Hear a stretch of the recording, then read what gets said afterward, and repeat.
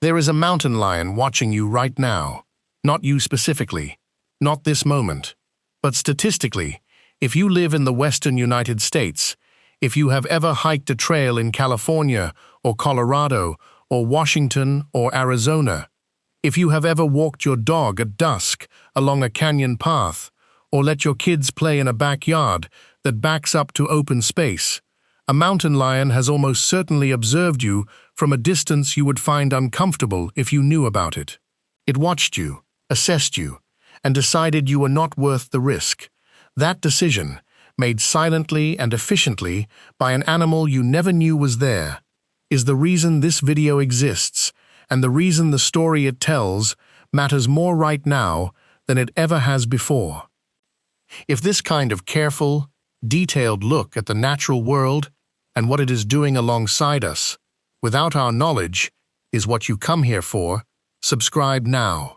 What follows is going to take a while, and it is going to be worth it. The fact that millions of Americans live, recreate, and raise their children in mountain lion habitat without ever knowing they are doing so is not a secret. It is simply a reality so pervasive, so structural, so woven into the daily fabric of life in the American West that it has become effectively invisible. Mountain lions are not occasionally passing through human spaces on their way to somewhere wilder. In large parts of California, Colorado, Utah, Washington, Oregon, Arizona, New Mexico, and beyond, the mountain lion is a permanent, resident, ecologically functional predator whose territory overlaps with human communities in ways that would genuinely shock most of the people living inside those communities if they understood the geography fully.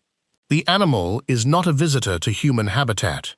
In many places, the human is the visitor to mountain lion habitat, and the mountain lion has been watching the visit from the time the first houses went up and has never left. This is the story of how that came to be, why it matters more now than it did 20 years ago, and what the trend lines embedded in the documented record of mountain lion encounters suggest about where the relationship between this animal and the human communities sharing its range is quietly heading. It is not a story about a predator that is coming for us. Mountain lions are not coming for us. The documented history of mountain lion fatalities in North America is so short it can be recited from memory, and the statistical probability of any given individual being killed by one in any given year is so vanishingly small that taking it seriously as a daily life calculation would be an exercise in innumeracy. The story is subtler than that, and in some ways more interesting. It is a story about a large, intelligent, behaviorally flexible carnivore that has been adapting to the human landscape for decades, and about the ways in which that adaptation is slowly, incrementally, and almost entirely without public awareness, changing the nature of what coexistence with this animal actually means. Start with the animal itself, because almost everything that follows depends on understanding what kind of predator a mountain lion actually is. And most people who have not studied the species have a picture of it that is either too fearsome or too benign to be useful. The mountain lion, known also as the cougar, puma, catamount, and panther, depending on the region and the century, is the largest wild cat in North America and one of the most successful large carnivores on the planet by almost any measure of success you care to apply. Its range, historically, extended from the southern tip of South America to the northern reaches of Canada, making it the most widely distributed land mammal in the Western Hemisphere after humans. It has survived the extinction of virtually every other large carnivore that once shared its range in North America: the dire wolf, the saber-toothed cat, the short-faced bear, the American lion, the American cheetah, none of which made it through the Pleistocene. The mountain lion made it through the Pleistocene, and everything that came after, including 300 years of organized human persecution, and it is here now, in numbers that most Americans would be surprised by, in places that most Americans would be more surprised by, doing exactly what it has always done. What it has always done is hunt. The mountain lion is an ambush predator, which means its entire evolutionary architecture is organized around getting close to prey without being detected, identifying the optimal moment to strike, and then executing a short, explosive attack that is designed to end quickly.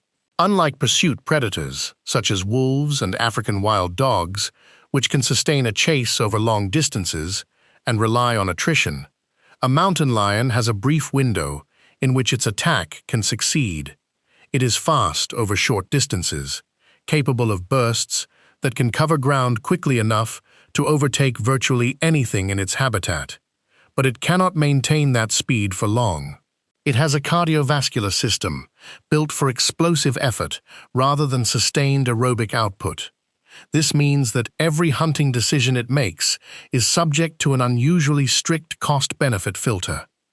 An attack that does not succeed quickly is an attack that fails, and a failed attack is not just a missed meal.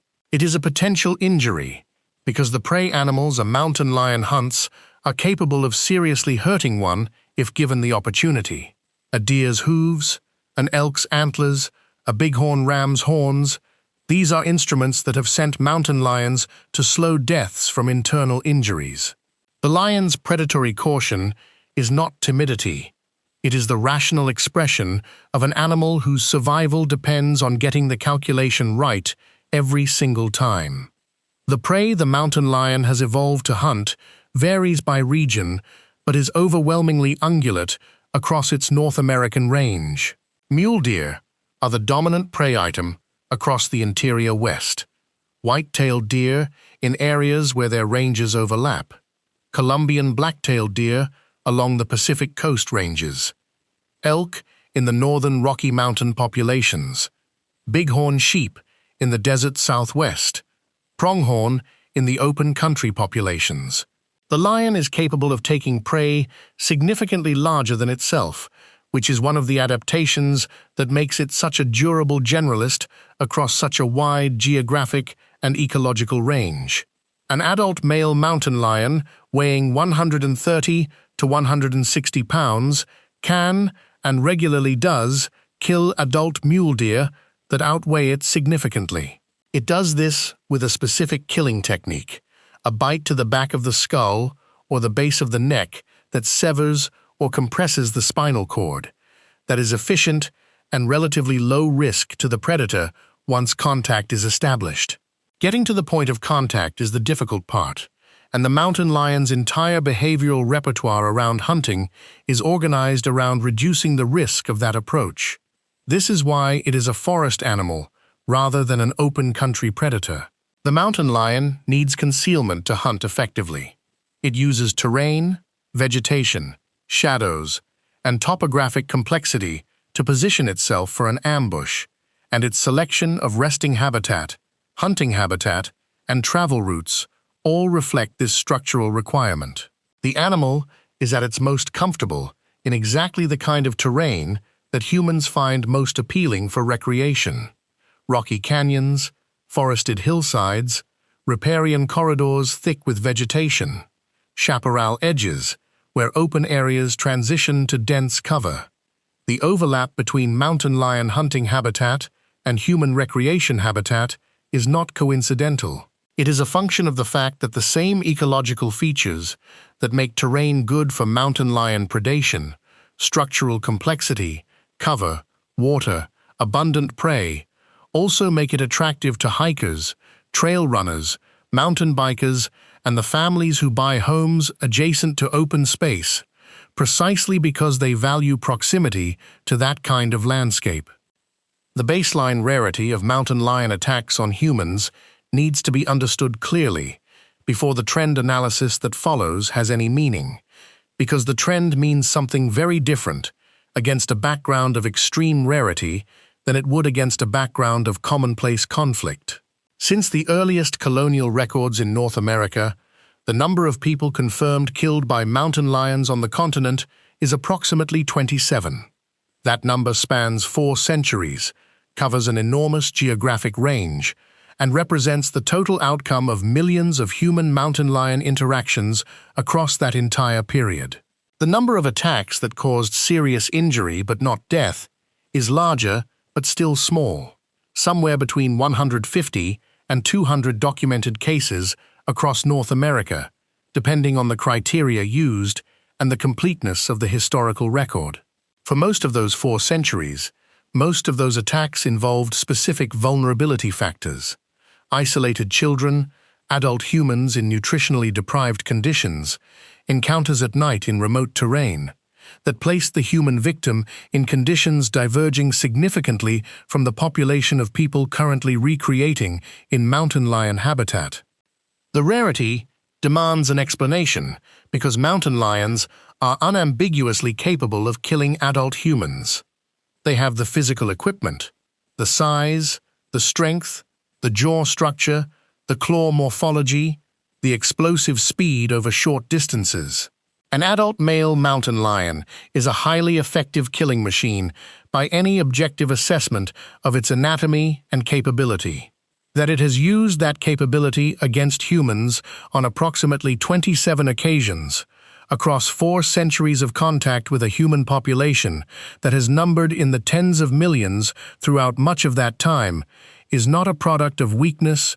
It is a product of something more interesting: a prey recognition and predatory decision system that, under most conditions, filters adult humans out of the prey category with remarkable consistency. The prey recognition system of a mountain lion is built from 2 sources. The first is evolutionary history, the deep template of what prey looks like, moves like, sounds like, and smells like that has been encoded across thousands of generations of natural selection for hunting specific ungulate species. The second is individual learning, the refinement of that template through direct experience with prey animals during the lion's developmental period and throughout its adult hunting life. A mountain lion that has spent its entire life hunting mule deer in the Sierra Nevada has a predatory template that is calibrated with extraordinary precision to mule deer. Their size class, their movement patterns, their vocalizations, their smell, the specific behavioral sequences they exhibit when they detect danger. When that animal encounters a human, the human matches the template imperfectly enough, in enough dimensions, that the predatory response is not triggered in the way it would be triggered by the deer. The most important mismatch is behavioral. When a mule deer detects a mountain lion, it does one of several things, depending on the distance of detection, its own physical condition, and the specific terrain configuration. It may freeze and attempt to assess. It may bolt immediately. If it is a doe with fawns, it may attempt to distract by moving away while leaving the fawns in cover. What it does not do is turn directly toward the lion, maintain sustained, direct eye contact, vocalize loudly with downward-pitched sounds, increase its apparent size through arm extension, and advance rather than retreat. These are all things that humans do when they detect mountain lions, and they are all things that, from the perspective of a mountain lion's predatory decision system, mark the human as something that does not match the prey template. Direct eye contact is a dominant signal in mammalian social communication, not a prey behavior. Advancing toward a predator rather than fleeing is aggressive rather than evasive. Loud, low-frequency vocalizations do not match the sounds that prey animals make when stressed. The confrontational behavioral cluster that wildlife agencies recommend as the appropriate response to a mountain lion encounter is effective specifically because it activates the wrong set of responses in the lion's behavioral repertoire. It does not trigger flight in the human, which would activate the lion's chase response.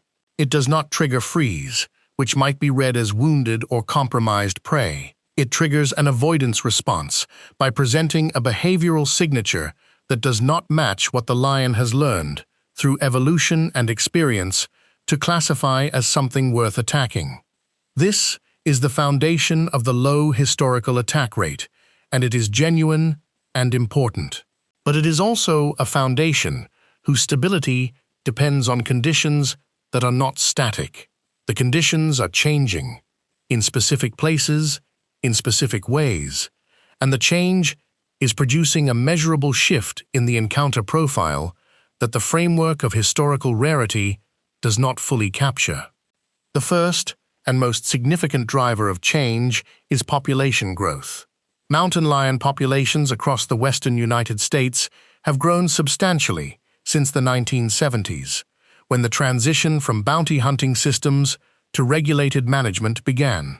The bounty era, which in most western states extended from the late 19th century through the 1960s, treated mountain lions as vermin to be eliminated and paid cash for proof of kill. The ecological and demographic consequences of that policy were severe. Mountain lion populations across most of their range were reduced to fractions of their historical levels. The animals that survived were pushed into the most remote, least accessible terrain. The interface between mountain lion populations and human settlements was compressed by the simple fact that there were not many lions left in most places to have an interface with. The shift to regulated management changed everything about the demographic trajectory. With organized killing pressure removed or dramatically reduced, mountain lion populations began to recover. They expanded their range back into areas from which persecution had excluded them. They increased in density within their existing core habitat.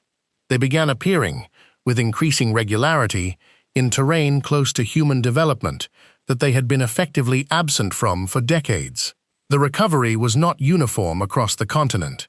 It was faster in states with strong regulatory protection and slower in states with ongoing conflict management programs. But the trend was broadly consistent. More lions, in more places, at higher densities, across a range that increasingly overlapped with expanding human development. California represents the extreme case. The 1990 voter initiative banning sport hunting of mountain lions in the state created conditions for the most dramatic population recovery in the country. The mountain lion population in California today is estimated between 4,000 and 6,000 animals, which represents a density, given the state's geography, that would have seemed implausible to wildlife managers of the 1960s. The state's geography is relevant because California is not a large, sparsely populated state with vast stretches of wilderness. It is the most populous state in the country, with 40 million people concentrated in coastal metropolitan areas that sit directly adjacent to the mountain ranges that constitute the lion's core habitat.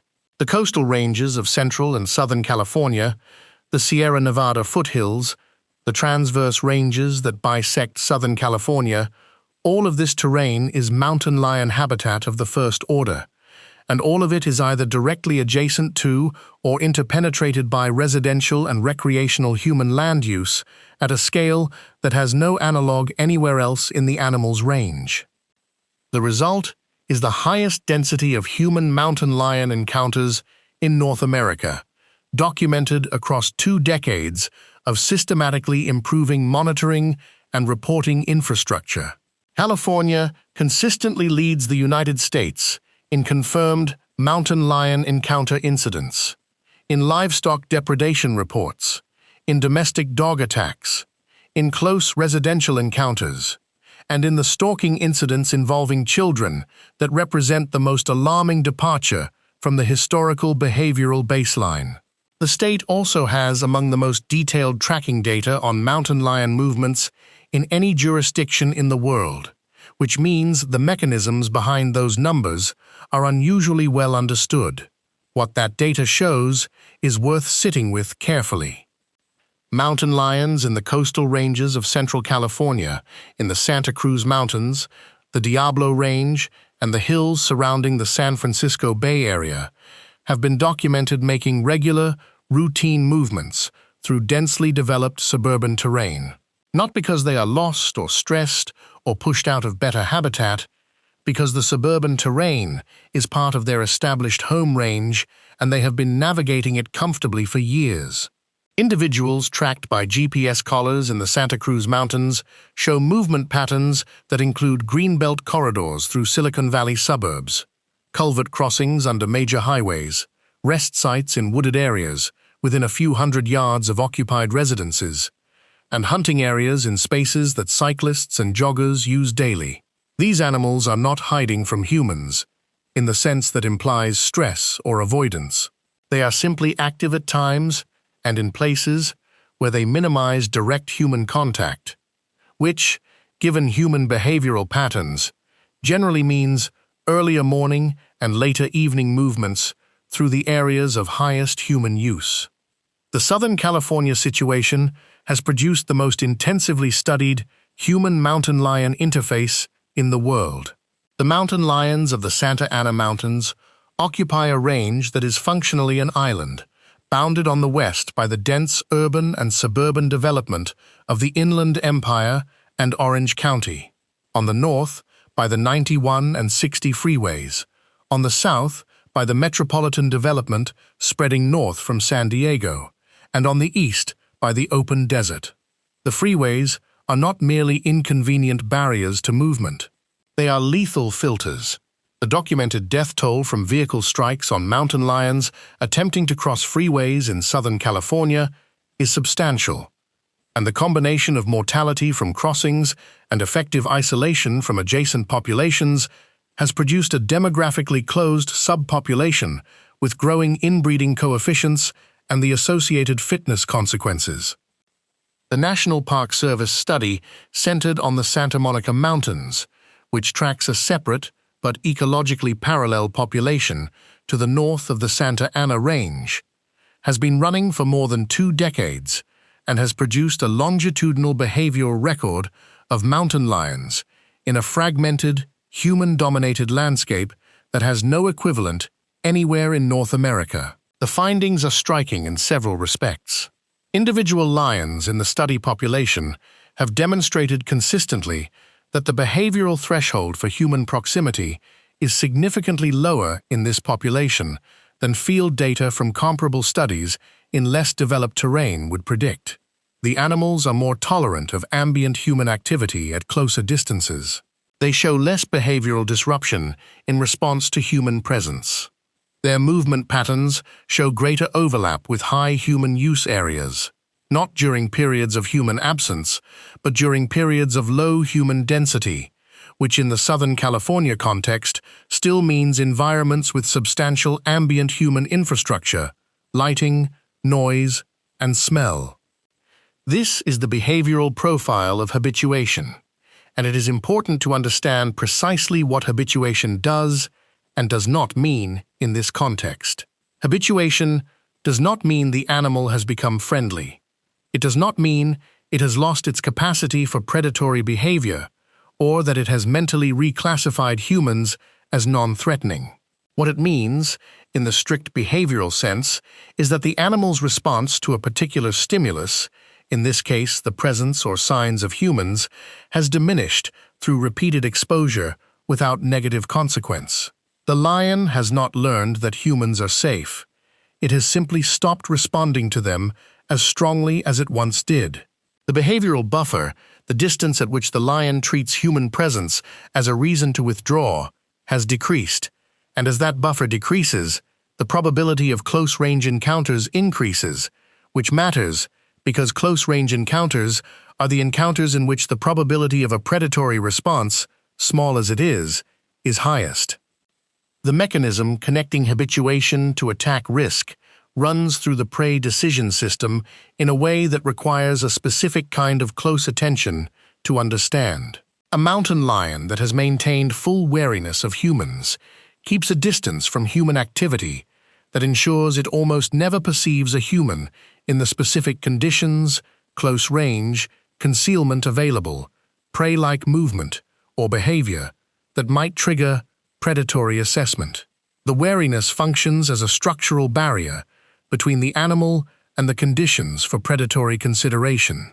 When habituation reduces that wariness, the animal begins finding itself in close proximity to humans, in conditions that would previously have triggered withdrawal before proximity was achieved.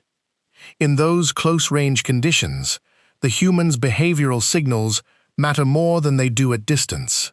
A child playing alone at the edge of a yard at dusk, a trail runner passing through dense chaparral at dawn, a small dog moving through underbrush ahead of its owner. These are stimuli that carry more predatory valence at close range in a habituated animal than they would at the distances maintained by a fully wary individual, or than they would in an animal that had not been through an extended habituation process. The prey size dimension of this is critical and is the piece of the picture that the child safety recommendations in official wildlife communications are implicitly acknowledging without fully articulating the mechanism.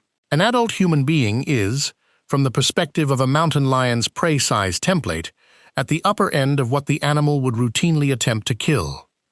Adult male humans are large. They are bulky.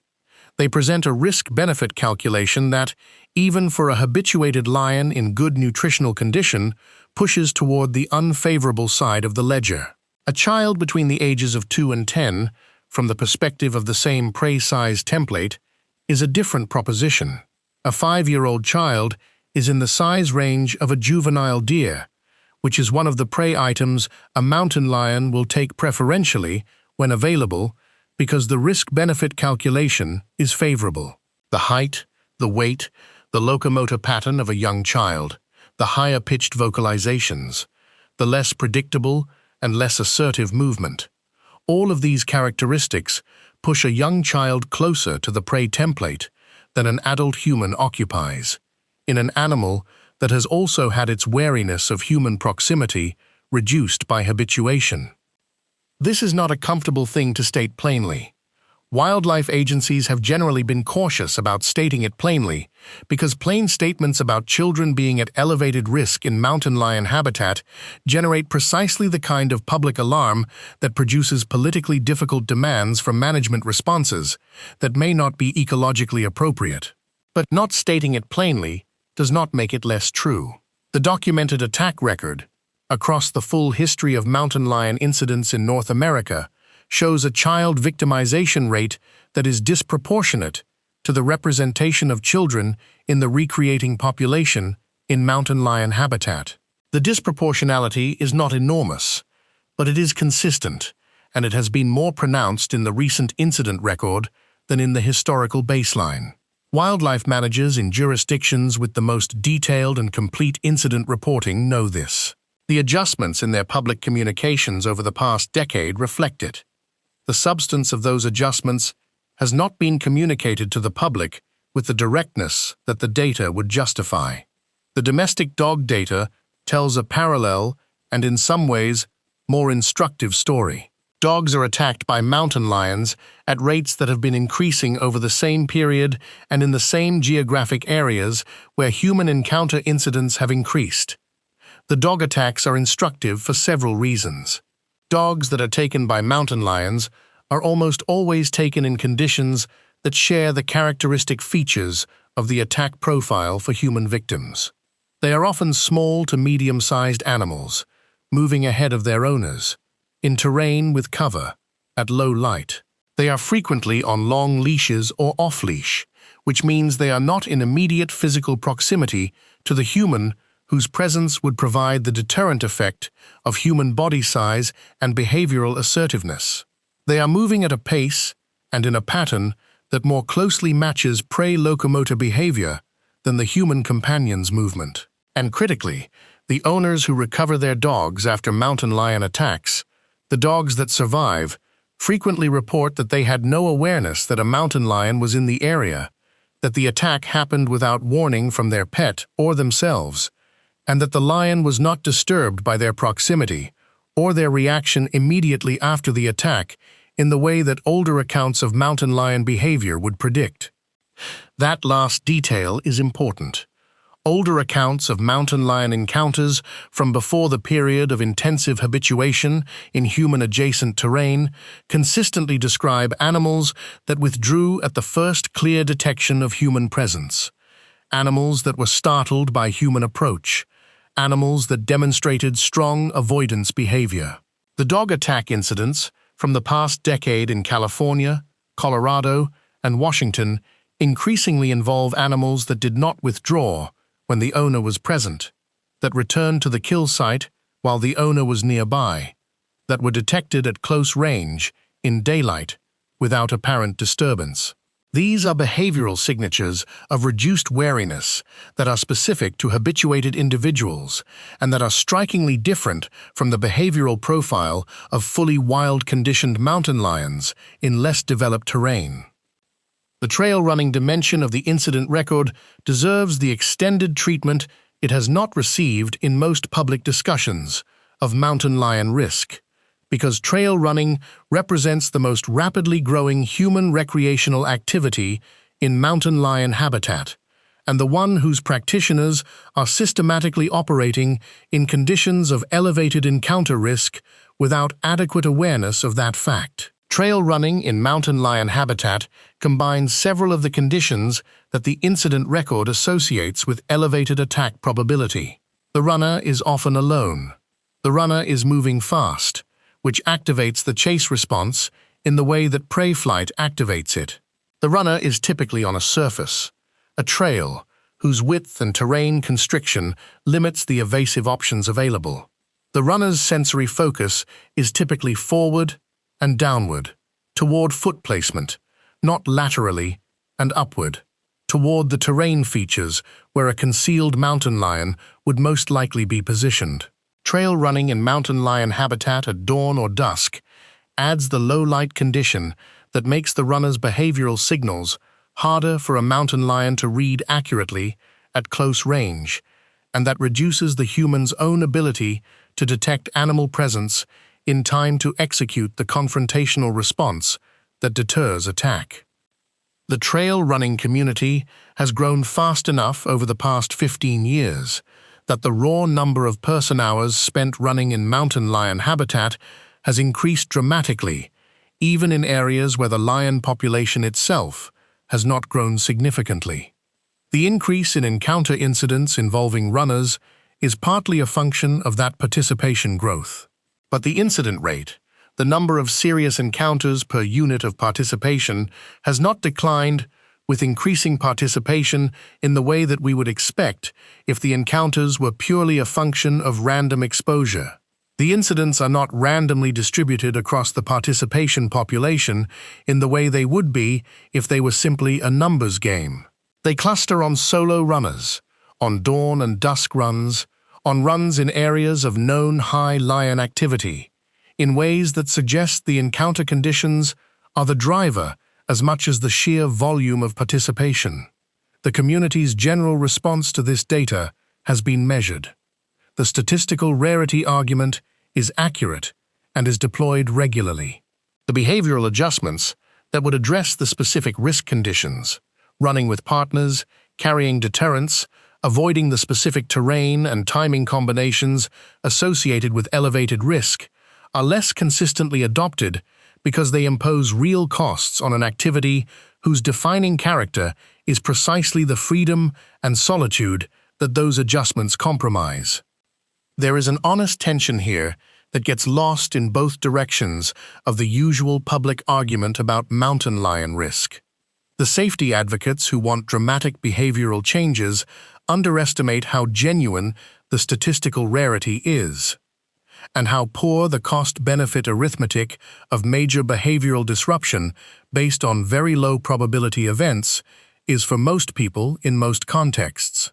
The rarity-first advocates who resist any engagement with the trend data underestimate how much the conditions producing the trend are structural rather than random, and how much the behavioral adjustments that would address the specific risk conditions are modest enough to be worth making.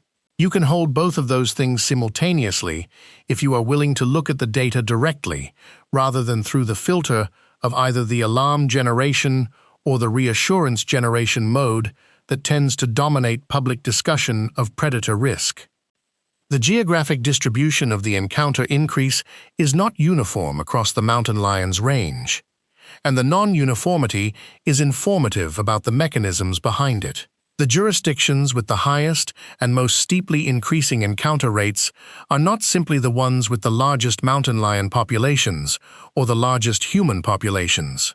They are the ones with the specific combination of dense, fragmented mountain lion habitat adjacent to or interpenetrated by residential development, limited dispersal corridors that compress mountain lion population pressure into specific terrain, prey base variability that produces periodic nutritional stress in resident animals, and a recreational use pattern that puts large numbers of humans in the terrain during the time windows of highest lion activity.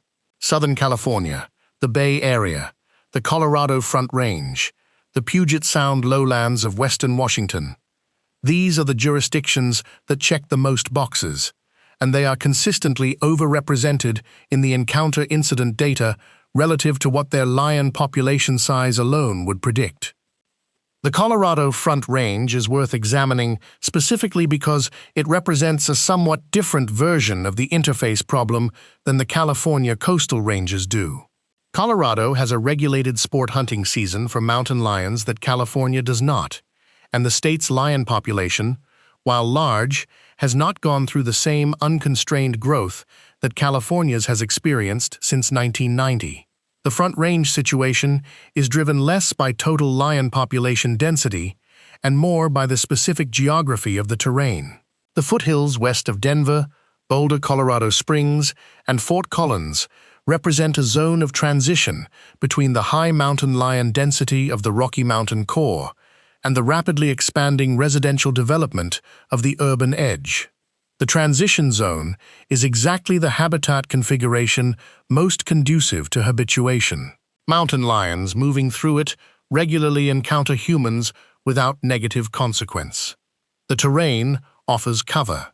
Mule deer are abundant in the foothill interface, which provides prey but also brings lions into regular proximity with the trails and open space areas where humans recreate in very high numbers.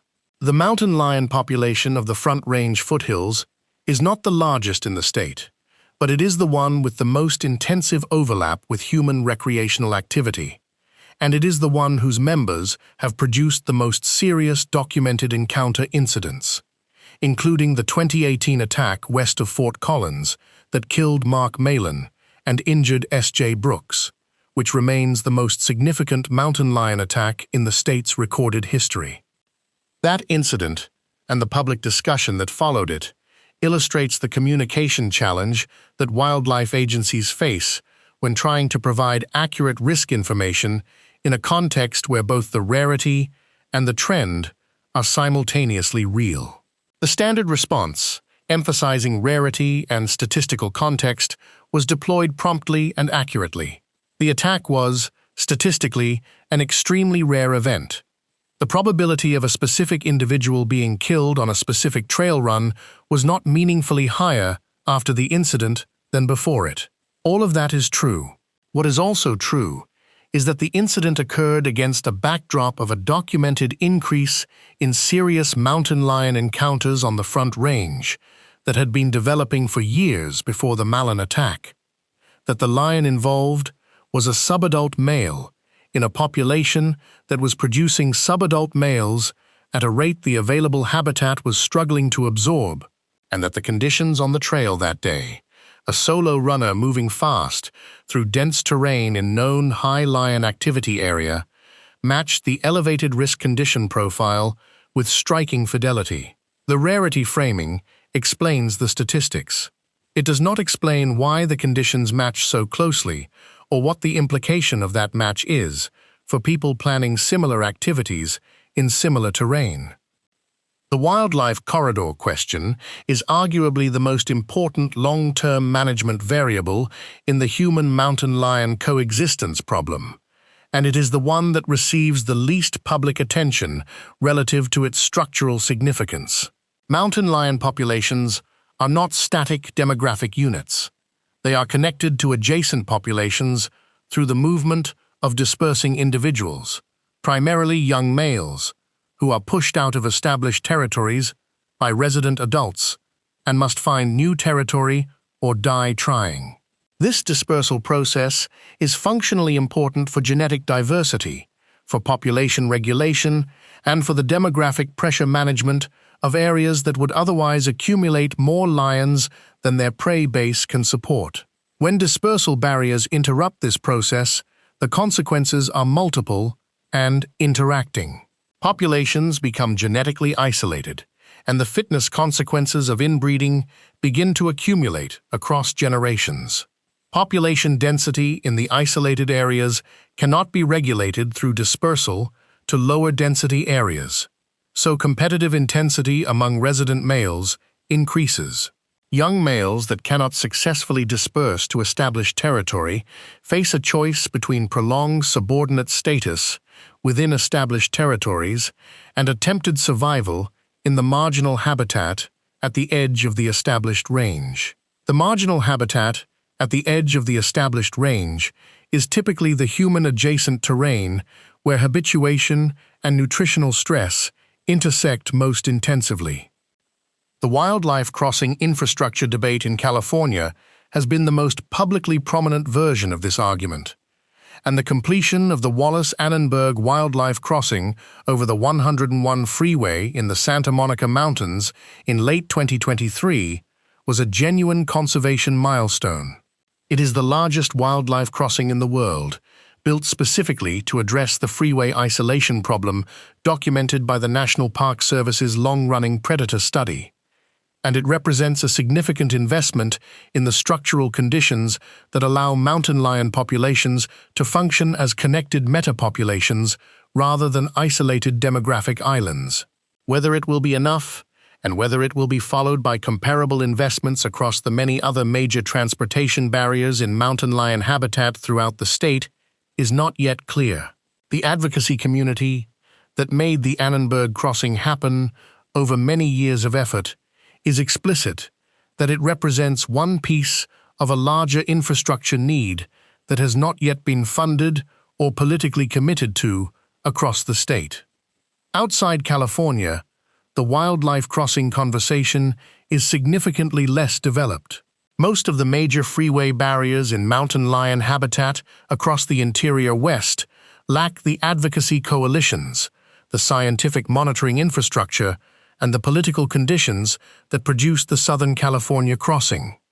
The demographic pressure that crossing isolation creates is operating in those populations without the mitigation that crossing infrastructure would provide. The young males being pushed out of established territories in the Colorado Rockies, the Cascades, the Great Basin ranges are moving into the terrain available to them, which increasingly means the terrain adjacent to human communities. They are not doing this because they have any particular interest in human proximity. They are doing it because the habitat that is free of resident territorial males is increasingly the habitat that overlaps with human development. And a young male mountain lion facing starvation or subordinate status in established territory will trade the risk of human proximity for the prospect of sufficient prey and territorial establishment. The prey-base variability dimension of this picture operates on a faster timescale than the corridor infrastructure question, but is no less structurally significant. Mountain lion density in any given area is ultimately governed by the prey base available in that area, which in North American mountain lion habitat means primarily deer and elk. Deer populations across the American West are subject to significant variability from multiple sources. Drought reduces the vegetative production that supports deer populations. Disease, particularly the ongoing expansion of chronic wasting disease through western deer populations, reduces deer survival and reproductive output. Hunting pressure, both sport hunting and poaching, affects deer numbers in areas where it is significant. Coyote predation on fawns limits population recovery after declines. When deer populations in a given area decline significantly, the mountain lions dependent on that prey base face a choice between following the prey to areas of higher density, which requires moving through terrain that may be unfamiliar and potentially contested, or adapting their prey selection to what remains available in their established territory. The adaptation option in human-adjacent terrain leads in directions that are familiar from the incident data. A mountain lion in the Santa Cruz Mountains, whose mule deer prey base is stressed by drought, moves through the drainage corridors of Silicon Valley suburbia with increasing frequency. The domestic prey available in that corridor, horses in the large lot agricultural parcels at the foothill edge, goats and chickens in the hobby farms of the rural residential transition zone, dogs on trails and in backyards, represents a caloric resource that is more accessible than wild prey in a depleted landscape. The lion takes it. Taking it works. Taking it repeatedly deepens the association between human-adjacent terrain and food availability. The habituation process and the prey-switching process reinforce each other, producing an animal whose behavioral relationship to human proximity has been modified in two complementary directions simultaneously. Its wariness of humans has been reduced by habituation. Its willingness to consider human proximate prey has been increased by successful foraging in human-adjacent terrain. The configuration is not inevitably dangerous. The vast majority of lions that move through this behavioral territory never cross the line into predatory assessment of humans. But the behavioral distance between that configuration and the conditions for serious encounter risk is smaller than it is for a fully wild-conditioned lion hunting natural prey in remote terrain. And the gap is being closed in more places by more animals than at any previous point in the documented history of mountain lion management in North America. The management tools available to wildlife agencies when individual lions reach the behavioral threshold that triggers concern are limited in number and heavily weighted toward one option. Lethal removal of problem individuals is the primary response, and it is a response that has a clear operational logic and an immediate human safety justification. An animal that has stalked a child, killed livestock in a residential area multiple times, entered a yard or structure, or demonstrated the close approach daytime behavior associated with elevated risk is almost always killed when detected. The removal is typically swift, conducted by wildlife control officers or permit holders, and it does not create ecological or population-level consequences of significance in most contexts. The animal removed is replaced, functionally, by the next individual in the population's demographic queue. The habitat that produced the problem animal continues to produce the conditions that generate problem individuals. Non-lethal management options are used in some jurisdictions and are growing in their application. Hazing, the use of negative stimuli including rubber projectiles, noise devices, and trained livestock guardian dogs to reinforce avoidance behavior in lions that have begun demonstrating reduced wariness, is employed in specific contexts, particularly where the individual lion has been identified through tracking or camera trap monitoring before it has reached the threshold requiring lethal action. Aversive conditioning has a theoretical appeal, and there are documented cases of individual animals showing behavioral response to hazing programs. The practical challenges of applying hazing consistently enough to maintain effectiveness across the size of the typical mountain lion home range are significant. An animal with a home range of 150 square miles cannot be hazed consistently by the staff of a regional wildlife management office with competing demands on its time. The hazing works when it is applied. The aversive conditioning degrades when the negative stimulus is not consistently present. The behavioral reinforcement provided by successful foraging in human-adjacent terrain is continuous. The management response is intermittent at best. Translocation, the capture and relocation of problem individuals to less human-adjacent terrain, has been attempted and is occasionally still attempted for specific individuals in specific contexts. Its efficacy record is poor. Mountain lions are capable of covering extraordinary distances and are strongly motivated to return to established territories. Translocated animals frequently find their way back to the area of removal, a journey that sometimes takes weeks and sometimes takes days. Translocation also displaces the problem rather than solving it, introducing an already habituated individual into terrain that may be occupied by residents who will respond with the aggression that established territorial adults direct toward intruders. and adding the stress of that competition to the existing behavioral profile. The combination of habituation and territorial competition stress in a translocated individual is not an improvement on the original situation. The tool is not useless, but it is not a reliable solution to the structural problem, and its application is limited to cases where the receiving terrain can absorb the translocated individual without those complications. The public communication challenge that wildlife agencies navigate around mountain lion risk is genuinely difficult and deserves acknowledgement rather than simple criticism. Agencies operate in a political environment where predator management is a highly charged subject, where the conservation community and the public safety community have interests that do not always align, and where the media environment strongly rewards alarm-generating narratives and weakly rewards careful probabilistic analysis.